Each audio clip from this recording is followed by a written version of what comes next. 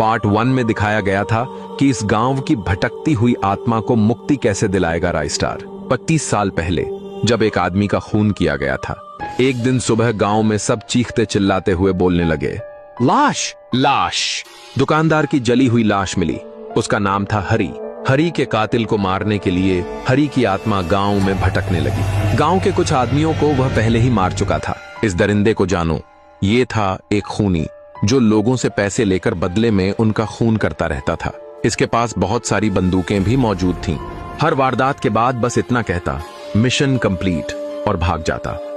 सब कुछ जानने के बाद राइस्टार चल पड़ा अपने मामा जी के घर।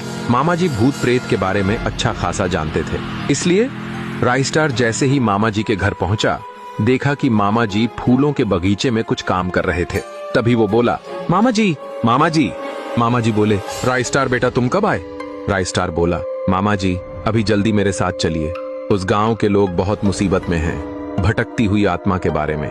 गांव के पास आए और सूरज भी ढलने लगा। गांव की दीवार के पास पहुंचकर मामा जी बोले, हाँ बेटा, इस गांव में एक भटकती हुई आत्मा का बस है। अगर कुछ नहीं किया तो वो आत्मा पूरे गांव को खत्म कर डालेगी। राइस्टार ने तुरंत गांव के सभी लोगों को बुला लिया। गांव के लोग एक एक करके भागते हुए आने लगे। मामा जी बोले, राइस्टार बेटा, तुम उस दीवार के पीछे चले जाओ, क्योंकि तुम आते वक्त बोले थे कि उस आत्मा ने एक दिन तुमको मारने की धमकी दी थी। तू ही मारा था ना मुझे, मरेगा, तू भी मरेगा। ठीक है मामा जी, ऐसा कहकर वह दरवाजे के पीछे चले गए।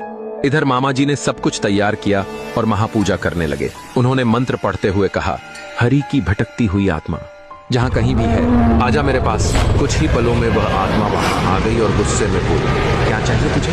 मैं सबको मार डालूंगा, छोड़ मुझे यहां से जाने दे। मामा जी शांत स्वर में बोले, तुझे मुक्ति मिलेगी, बस मेरे साथ चल। इसके बाद मामा जी उसे लेकर हरि की दुकान वाली जगह पर पहुंचे। उसी पेड़ पर उस आदमी की लाश टंगी हुई थी। कुल्हाड़ी से सिर धड़ से अलग कर दिया। हरि की आत्मा अब शांत हो गई। मामा जी बोले, इसका खेल भी अब खत्म हुआ और हरि की आत्मा को भी आखिरकार मुक्ति मिल गई। दोस्तों, क्या आप जानना चाहते हो कि हरि को आखिर क्यों और किसने मारा था? ये एक बेहद दिलचस्प कहानी है। अगर आप अगला पार्ट देखना चाहते हैं तो कमेंट में यस लिखकर जरूर बताएं।